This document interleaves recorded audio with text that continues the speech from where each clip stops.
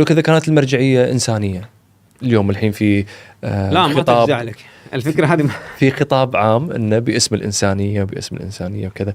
هذه الإنسانية اللي تجمعنا كلنا، إحنا ما ننظر لبعض لأن إحنا أديان مختلفة، ما ننظر لبعض، إحنا بالنهاية كل واحد له حقه الإنساني. إيش رأيك بهذا البعد يعني؟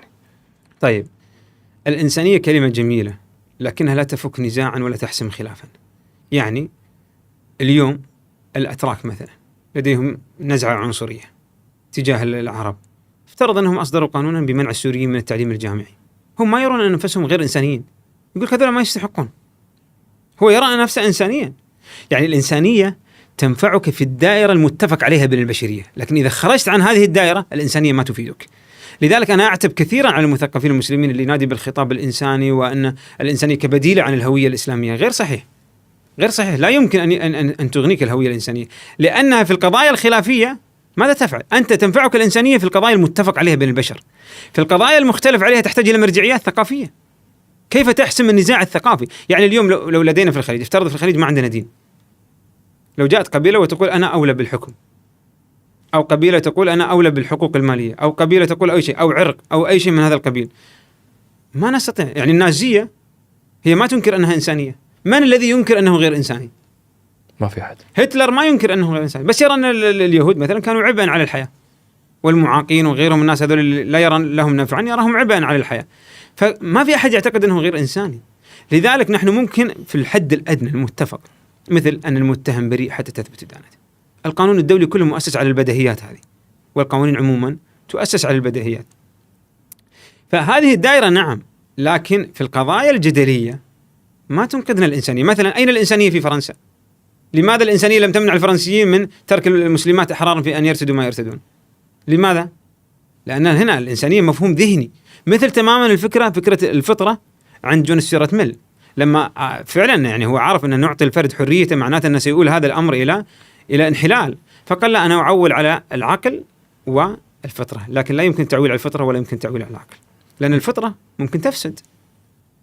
الفطرة ممكن تفسد؟ نعم شلون؟ تفسد. مثل الآن ما هي فاسدة عند الغربيين، لما يريد أن حتى الأطفال يتحولون جنسيا يسمح لهم، أليس هذا انتكاسا في الفطرة؟ الآن مثل ما قلت لك العنصرية في تركيا مثلا، هذه الآن أين الفطرة هنا؟ هل تستطيع أن تحاججهم بالفطرة؟ لا، هو عنده فطرة وأنت عندك فطرتك. بس الفطرة مو نفسها، يعني فطرة مختلفة، يعني تفسد الفطرة أحيانا، تخرج لها أحيانا عوارض وتغيرها، لأنها هي مفهوم ذهني، والمفهوم الذهني يصعب دائما أن يحسمه الجمهور، يعني يكون مرجعية سائلة. الفطرة، العقل، الإنسانية، هذه كلها مرجعيات سائلة ما تقدر تمسكها. اليوم هي كذا، يعني قبل 30 سنة لو سألت البشرية كلها شذوذ ممنوع، هذه كانت الفطرة. اليوم كانت الفطرة والإنسانية كلها متفقة على ذلك. اليوم تغيرت، اليوم تغير كل شيء. بعد 10 سنوات الله أعلم إيش يصير. يا رجل أنت عندك في وسائل التواصل الاجتماعي اليوم كم قضايا كانت عندنا تعتبر عيب الحين ما صارت عيب. الآن الشخص لما يصور منزله في التيك توك ولا السوشيال ميديا سناب شات وغيره، هذا كان من الكبائر في أعرافنا الاجتماعية، صح؟ قبل 10 سنوات وشيء. اليوم يفتخر أن يصور غرفة نومه ويصور أهله ويصور كل شيء، انفتحت الأمور. الذي كان عارا وعيبا قبل 10 سنوات الآن عادي. كل في أشياء كانت عار وعيب قبل 10 سنوات بس ما كان لها يعني سبب منطقي أنه كان عار وعيب. لو سألت أصحابها في ذاك الوقت كانوا يرون لها سبب منطقي، ولذلك أقول لك أن المنطق ما يفزع لك في هذه الأمور، ما يحسم النزاع في هذه الأمور، لا المنطق ولا الإنساني. هي مرجعات جيدة في الأشياء المتفق عليها. يعني نحن نحتاج العدل ونحتاج العقل ونحتاج الفطرة لرد الناس إليها، لكن الناس إذا ما أرادوا أن يلتزموا فيها ما في شيء يمنع. لذلك المرجعية الدينية ما ميزتها المرجعية الدينية أن فيها نص فنستطيع أن نتحاكم إليه. يعني لو يوم من الأيام اقتنعنا بأننا عنصريون، أو اقتنعنا بأن على الأقل سنفضل مثلا عرق على عرق، ثقافة على ثقافة، قبيلة على قبيلة، عندنا نص واضح: يا أيها الناس إنا خلقناكم من ذكر وأنثى وجعلناكم شعوبا وقبائل لتعارفوا. خلاص نحن متساوون، غايتنا في هذه الحياة أن نتعارف، والتعارف غايته في النهاية القيام بالقسط. فإذن الرؤية واضحة عندنا. ليش؟ في نص.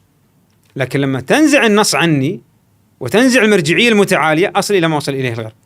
مشكلة الغرب أنه نزع عنه المرجعية المتعالية، لم يعد لديه قداسة لشيء. قال لك المرجعية الحرية، طيب الحرية شيء سائل. اليوم أنت ترى الحرية تقف هنا، غدا تقول الحرية تقف هناك، بعد إلى آخره. فماذا نفعل؟ لا يوجد حل. لذلك سيستمر الغرب في الانزلاق إلى أن يصطدم في القاع، ويكون صوت عالي جدا، بعدين يستيقظ يقول لك وين الدين يفزع لي؟ أين الدين كي ينقذني مما أنا فيه؟ سيأتي هذه اللحظة، لأنه الآن بدأ يتدحرج بشكل غير طبيعي. أنا أذكر شفت مقطع في تويتر لرجل مع طفلته، كانت مرتدية ملابس وردية، فأوقفته امرأة وقالت له لماذا تجعل طفلتك ترتدي ملابس وردية؟ قال بنت. قال لا تحكم عليها، انتظرها تكبر وهي تقرر إذا كانت تريد أن تكون بنت أو ولد. طبعا الرجل ما استطاع أن يرد عليه، فما قال أنت مجنونة. هذا ترى الرد المنطقي، ما عنده حل آخر. أتحداه يجي بحجة، ما عنده حجة. ليش؟ صارت مواجهة العقل بالرغبة. مو أنت تقول مرجعيتي الحرية، مو أنت تقول حرية، هي تطالب بحرية الطفل، ليش أنت زعلان؟ الحرية التي اعتقد الغرب أنها ستنقذه من كل شيء هي ستكون أساس البلاء عليه، لأنه لم يفهم كيف يتعامل مع الحرية. وهنا الفارق بين الحرية في التصور الإسلامي والحرية في التصور الليبرالي. الحرية في التصور الليبرالي هي غاية في ذاتها، هي مرجعية لما سواها. أما الحرية في الإسلام فهي وسيلة للقيام بالقسط، هي قيمة ضمن مرجعية أكبر، وبالتالي هي منضبطة أكثر. راح هي حق الموضوع الإسلامي وبيفتحها بشكل واضح يعني.